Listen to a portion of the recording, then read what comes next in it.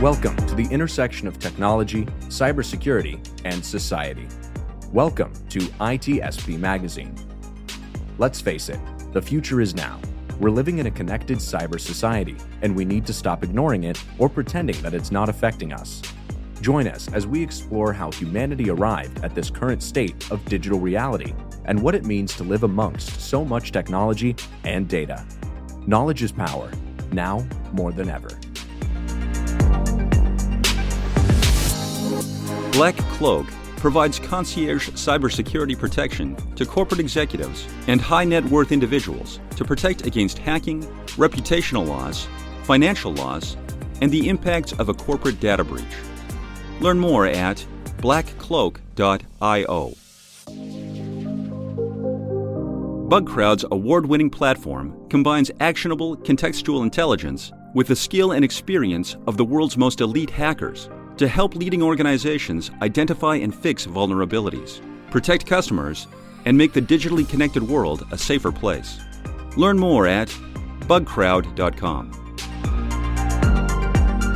Devo unlocks the full value of machine data for the world's most instrumented enterprises. The Devo Data Analytics Platform addresses the explosion in volume of machine data and the crushing demands of algorithms and automation. Learn more at devo.com.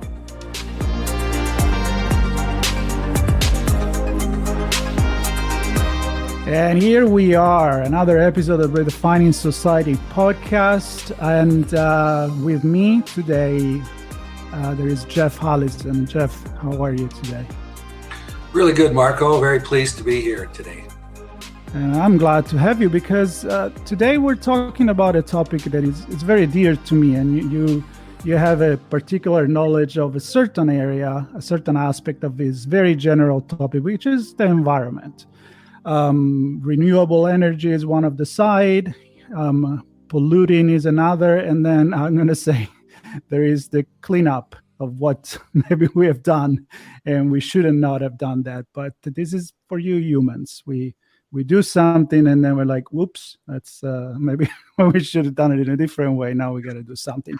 And you tell us what is that you do in particular. But again, this is the Redefining Society podcast, and of course, environment, technology, and how it affects our lifestyle and the way we live our life. It's definitely a really relevant topic as we are redefining society in a technological modern world. So with this said, Jeff, a little bit about yourself for our audience, and then we're going to dig in what you do and how we got here and what we can do to get out of this trouble Sure. we're in.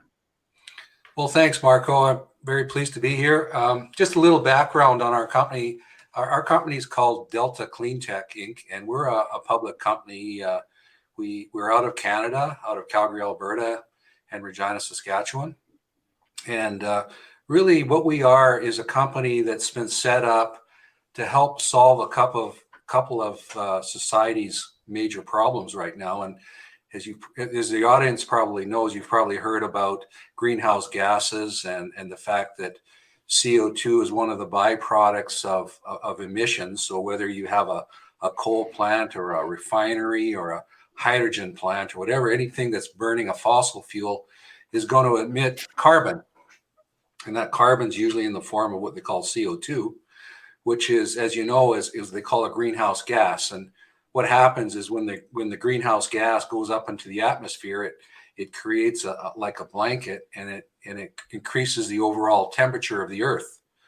So there's been a movement now that's been going on for, I'd say at least 20 or 30 years now, which is looking at the world and various protocols to try to get countries around the world to try to reduce their emissions overall so that our average temperature of the world doesn't go up. And we're starting to see some of the effects of that temperature going up, whether it be more and more hurricanes or bad weather or climate change or icebergs melting or glaciers melting and all these different things that are not good for our environment. So what our company does is we've taken a technology that's been around for actually many years, probably since the 1930s. It's called post-combustion amine capture process. And what we do basically is we take the flue gas that comes out of a smokestack, any kind of smokestack really, and then we put it through, there's two columns, and the first column is called what we call the absorber column. And what you do there is you push the flue gas through the absorber column, and then you drop the solvent down from the top. And then that solvent, when it passes the flue gas, it absorbs the CO2. And then what you do is you take it to the other side of the column, which is called a stripper column. And then you add heat to that. And then that boils off the CO2, and you've got CO2 in a pure form. And then that whole cycle repeats itself. So it's a process that's been around for a long time. And what we've done as a bunch of engineers and scientists that work in our company is we looked at ways to make that process more efficient. So ways to reduce the capital costs of building these plants. And so what we do is we use oil field technology, and we build our plants on skids and in a factory setting. And then we looked at ways to reduce the operating costs and that. And basically, 5% improvement here and a 10% improvement there. And at the end of the day, now we have a very commercial technology that is very easy to use and very easy to install. And so we've been working on a number of projects worldwide. We've been in the business for probably about 17 years now. And it's been a fight. As you know, was the original Kyoto protocols and that. And what happened was that, there was a lot of interest in reducing emissions, but countries overall would start pointing fingers at each other and say, well, if China's not going to reduce their emissions, we're not, because then we'll be less competitive, and always lots of reasons not to do it, Marco, and so, we got a lot of engineering studies over the years and stuff, but there's actually been a bit of a fundamental shift in this whole area over the last probably 1 or 2 years now. And there's a couple of things, but one of the main ones is what they call the environmental and social governance movement, which is where companies are saying, or ESG is for short, and they're saying, you have obligations as a company to be able to meet some ESG guidelines. And a lot of the major companies around the world, like, Amazon or Microsoft or all these other companies, are all standing up and saying, we're going to be net zero by 2030. So if you're a large oil company, an Exxon or a Shell or somebody like that, and you're saying we're going to be net zero by you've made these commitments, you've made a legal liability to people that want to invest in your company to say, okay, well, I have a green energy fund, and I'm going to invest in your company, Mr. Shell, but I'm investing on the basis of your ESG guidelines that you're telling me. You're saying you're going to reduce your emissions by a certain amount by 2030. And so now, they've made some formal commitments, and the capital people in New York and Toronto and London are also saying the same thing. They're saying, well, you know what, Mr. Oil Company, I'm going to give you the money, but you have to give me your ESG plan. So what are they going to do? Well, there's only a couple things they can do. I mean, obviously, if they reduce their emissions from a lot of their big emitting plants, if you have a big coal plant or a big refinery or a big hydrogen plant that is putting 1,000 tons a day of CO2 into the atmosphere, you need to do something about it. So there's a lot of different technologies around now that are looking at how we deal with this problem. I would say that out of all of them in the world right now that are looking at this, the post-combustion amine process that ourselves and a number of our competitors are using is probably what I would consider to be the most commercial. There's a lot of others, which I call science experiments, which work really good on the bench, but they probably need another 10 or 20 years to try to work out the commerciality. So this whole business really is about starting off by reducing emissions using known technology that's commercial, like ours, building a few plants, reducing the emissions, and then as we go over time, then we can also look at some of the new technologies and new things that we can do. Because at the end of the day, you can't just say, well, let's just give up fossil fuels. Well, that's not realistic, because everybody still drives cars and they still fly in airplanes, and they still like plastics, and everything you look at your desk right now is probably in one way or another related to a fossil fuel. So what can we do in the interim? Well, the interim thing is to reduce your emissions. So whether it be your power emissions or whether it be your mobile fuel emissions, by using technologies such as ours as kind of a bridging technology.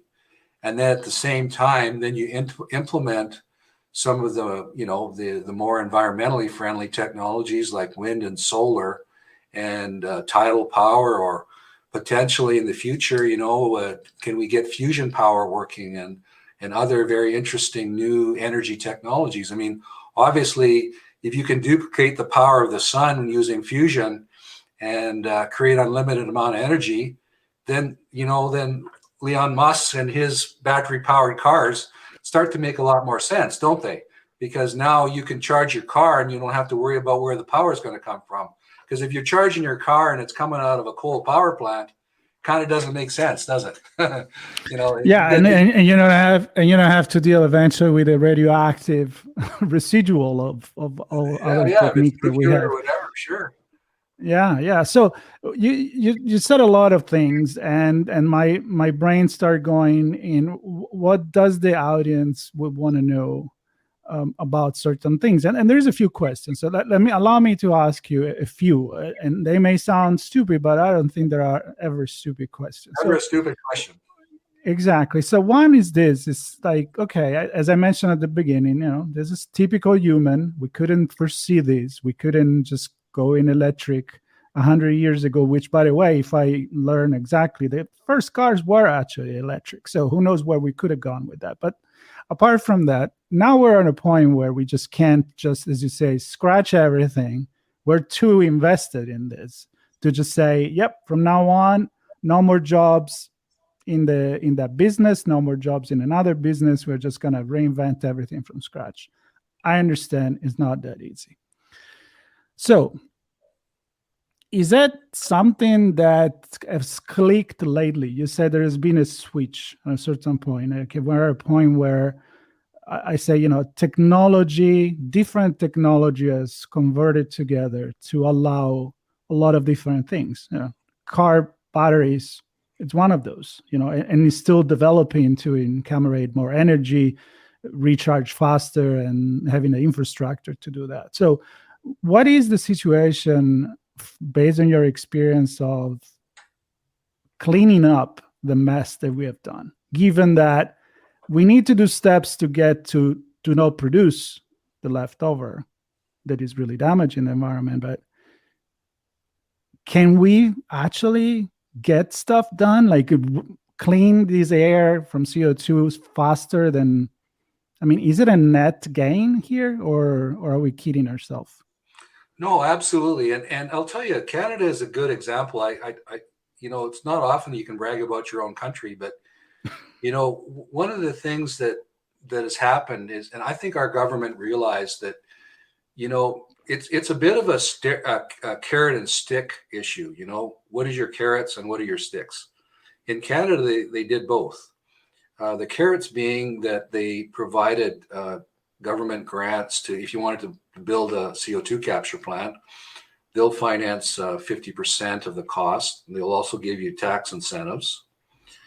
And then the stick is really, we've implemented a carbon tax in Canada. That carbon tax currently is $50 a ton, that what you would pay if you're an emitter. So, and then that's going to go up to $130 a ton by 2030. So if you're a large emitter and you're emitting a million tons a year, million tons times $50 this year, and then a million tons times 130, there's a real financial penalty for you not to do something. And on the other hand, the carrot being, if you do something, here's 50% money that's non-repayable. It just goes towards the cost. So what's that effectively done is it got everybody over that hump of pointing fingers and saying, okay, we've got our ESG commitments we got to make. We've got tax incentives, and now, we've got penalties as well. Now, in addition, one more thing that's happened is that our company was involved in a project called the Carbon Capture X Prize here in Calgary.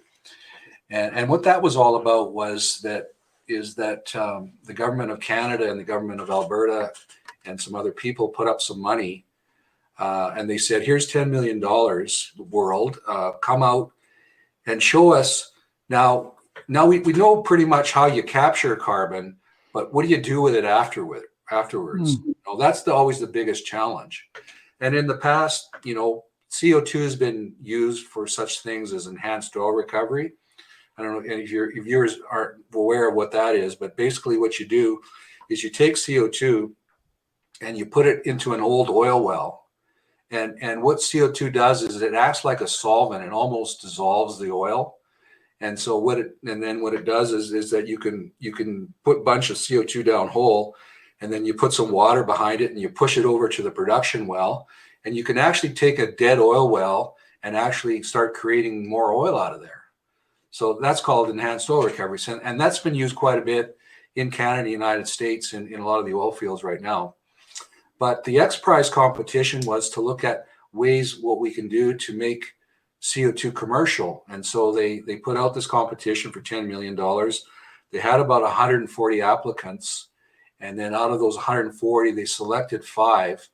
And it was very interesting. The 5 finalists in Canada, and there was 5 in the United States as well.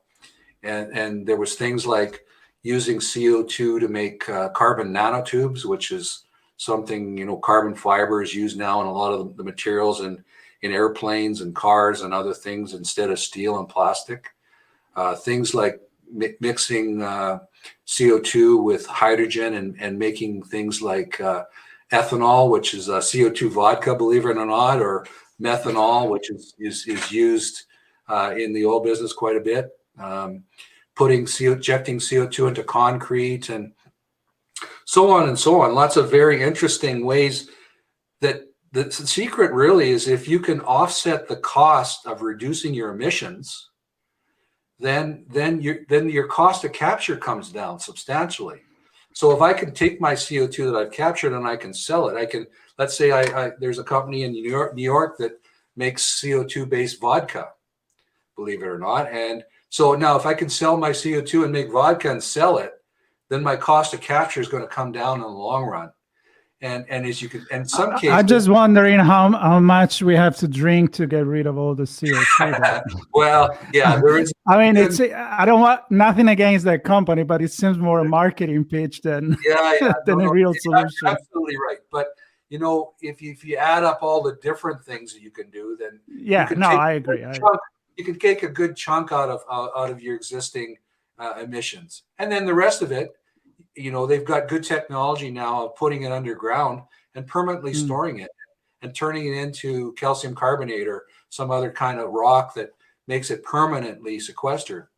So there's lots of interesting things, like I said, the ESG and the incentives and the carrots and the sticks and all those things and the other things that you can use it. And also there's food grade CO2, like using it for beer and wine and for the carbonation, beer and pop and all those other things. So can I ask you something? Yeah. What is your take? Because I was listening actually to NPR a couple of and reading something about the green credit and how a company are saying, well, every time that if I understand it correctly, every time that you produce more than what you should, you pollute more than what you should, you pay a penalty, and that penalty is used to finance the removal of the CO2 or reinvest it somewhere. So, and I feel like it's really the way to go. I mean, again, I look at this as a game of, unless there is a synergy of everything, we're not gonna go ahead. That's what I'm thinking from an environmental perspective, right? You need to capture what is there.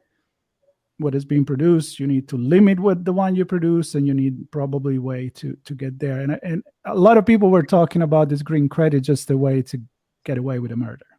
So, well, there's a lot of people that argue that, and I would argue the opposite actually, because actually we have a subsidiary company that actually does that. We take the CO2 that we've captured for the companies that we work for, and then we create green credits and we help them trade.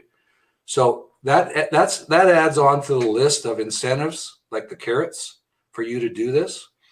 It's another offsetting revenue source that you can add to make it more incentivize you to actually reduce your carbon. And so carbon credits are traded, and they are traded usually by the companies like the Microsofts and the Amazons that actually don't have big smokestacks, but they want to reduce their carbon footprint. So they would buy these. So that cash then comes back, and that does add to the ability of that company to make their carbon capture plant more cost effective. And that's the secret, right? At the end of the day, really, what does it boil down to? It boils down to business, whether you're making money or you're not, right? I mean, you can say, as a company, oh, we're green and we're going to do this and we're going to do that.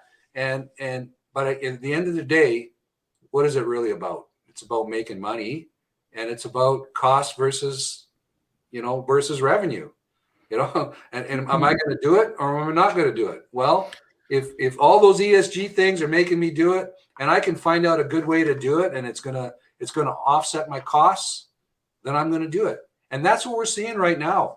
That's why the people are pounding our doors down to find out about this, and why I'm hiring engineers as fast as I can hire them. Yeah, and ESG has definitely made a big difference in a switch maybe in the perception of the consumers. If there is really a value in being a true company, a company that really preach, that walk the talk, and that actually does something for the environment, I think the new generation are definitely getting more involved with that. Which brings me to the next question, which is, when we talk about anything in our global economy, we can say, well, Canada is doing this, Italy is doing that, the US is doing this, or maybe California is doing it versus, I don't know, Tennessee is not, or vice versa. And I'm not, nothing against Tennessee. I'm just using two examples. But the point is, this is something that once it goes in the air, there is no borders, right? There is no governance, and the environment is of everyone. I'm not going to be using the overview effect of the astronauts that goes on the, in space and look at the planet, and it's just one. So all of this to say, how hard is going to be, on your opinion, to really put everybody on the same page? And you mentioned that before. China's like, no, I'm not going to do it. India is not going to do it because they have other interests. But at the end of the day, I'm an idealistic guy. I talk about dystopia, utopia, in philosophy and sociology a lot. I'm like, we got one damn planet, and so far we can't really just escape. We don't have the propulsion or the mean to do that. So how is it going, on your opinion, or what the future looks like in terms of really everybody coming together, not just the Paris Act or Paris commitment, the Paris Accord, or then people are just going to say, no, I'm not going to be part of that, so I don't care. I mean, that's always been the challenge, right? And that's what I've been fighting for the last 20 years, obviously. I mean, there's lots of idealistic people, and there's lots of people that realize that this emissions problem is real. I mean, there was a lot of, I think you mentioned it earlier, a lot of greenwashing around this thing, where companies would say, oh, well, we're doing this, but they really aren't, but what's happened recently is that every year they have an environmental conference. The last one was COP27, which was the one I was at in Egypt. And, there's all the main countries are there, primarily the G8 countries. And but this year at COP27 in Egypt, all the African countries were there as well. And they all have the same concerns. And I'm detecting that when I talk to the various companies as well around the world, that they're getting serious about trying to do something. They have good intentions, but I have to help them, show them a way that I can make it economic as well, so that when their board of directors can sign off on it. So, that's where we try to help them in Canada, like, for example, with grants. And the United States right now, under the Biden administration, he made emissions reduction as his number 3 platform technology when he was elected.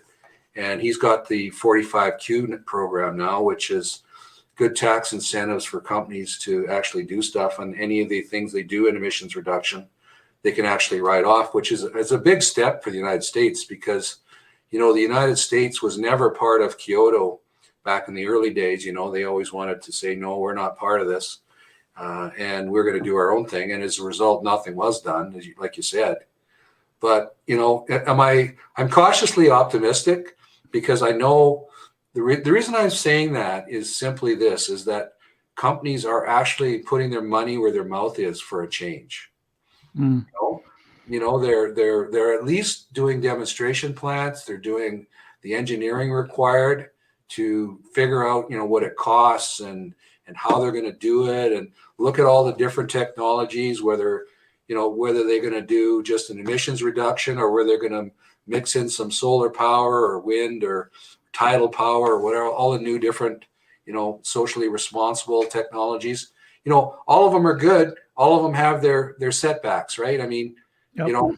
we saw in Texas during the winter, the fact that if you have more than 15% of your grid is solar or wind, when you get a really cold snap or a really hot snap, and all the air conditioners kick in or all the heaters kick in, you can't meet the demand for electricity that you need.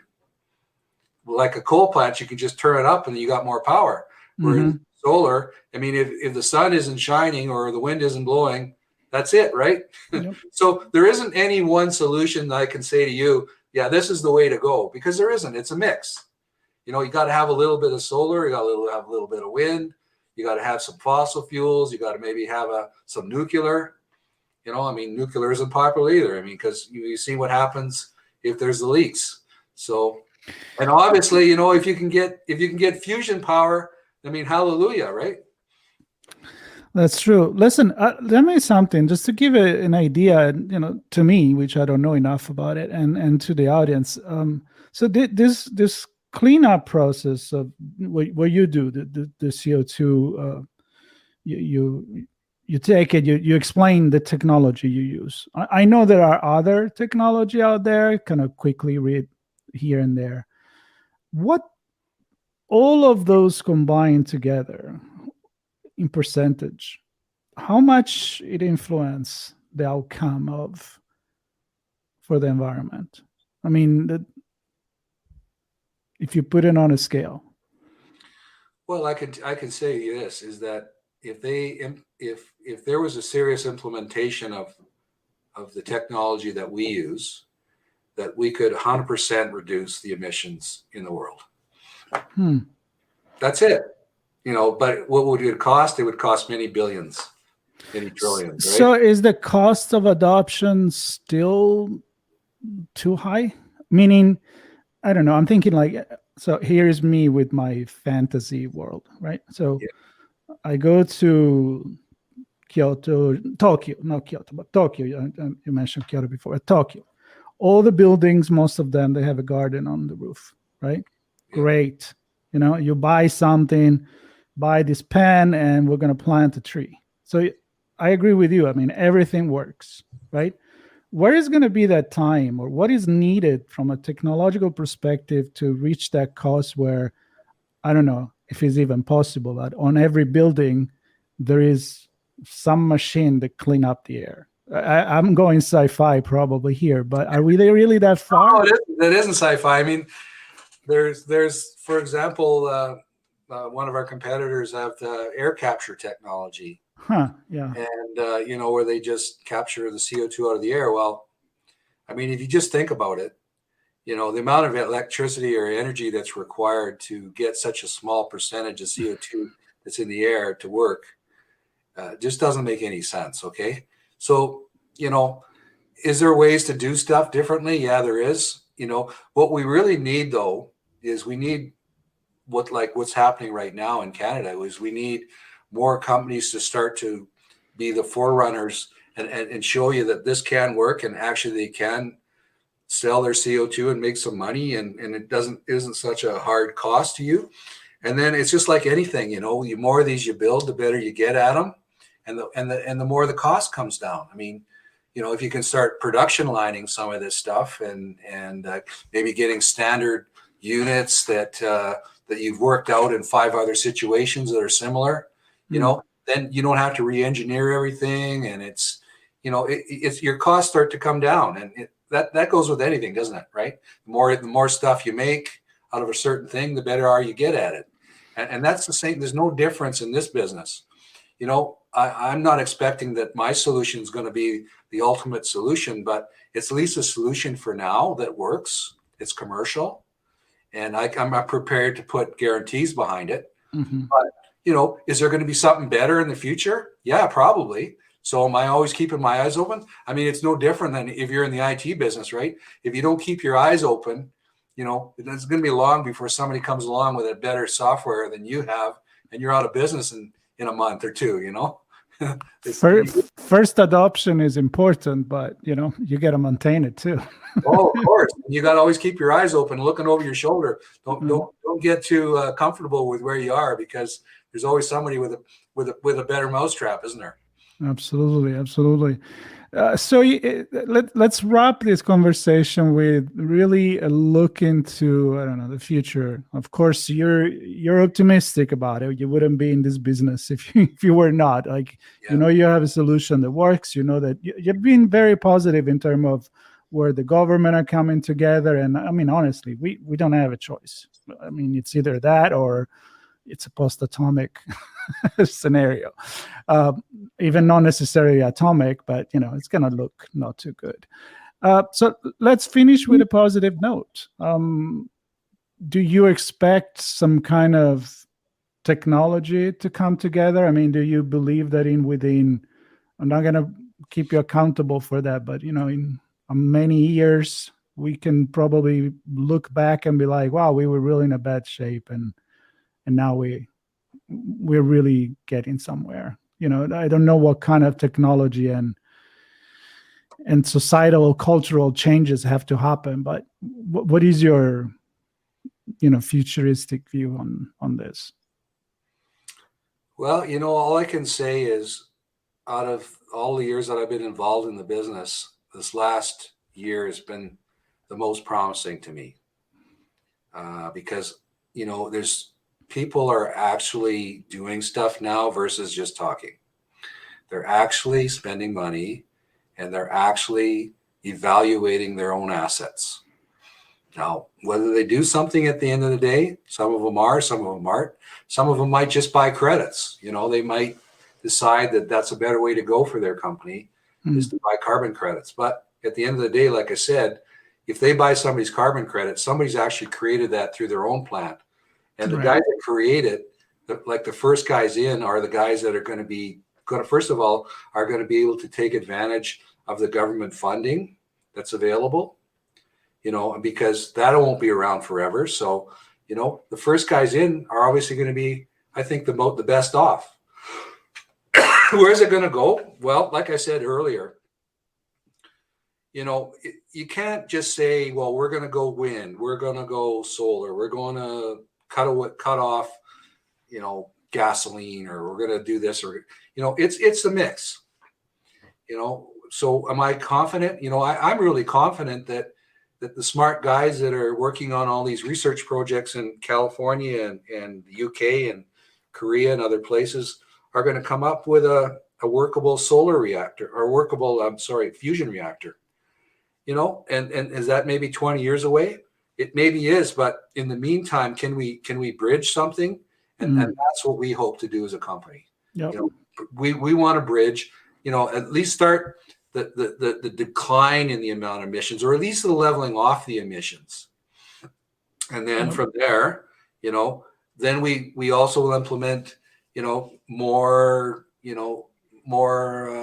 electrical cars, or more efficient ways to burn stuff, or using less energy in the things that we do. It's not one thing. It's everything that everybody's doing to solve this problem is the answer. Yep.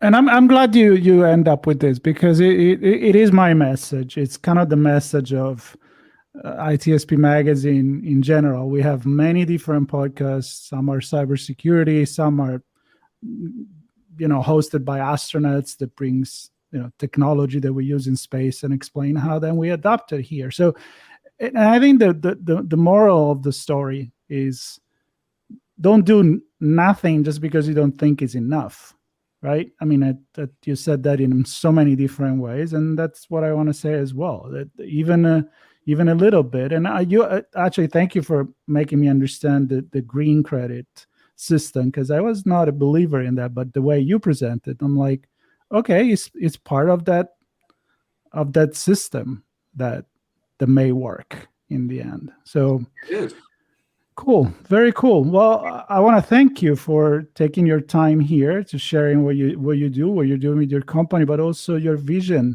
And I hope that the audience would have a much more clear idea about what is happening right now in this industry.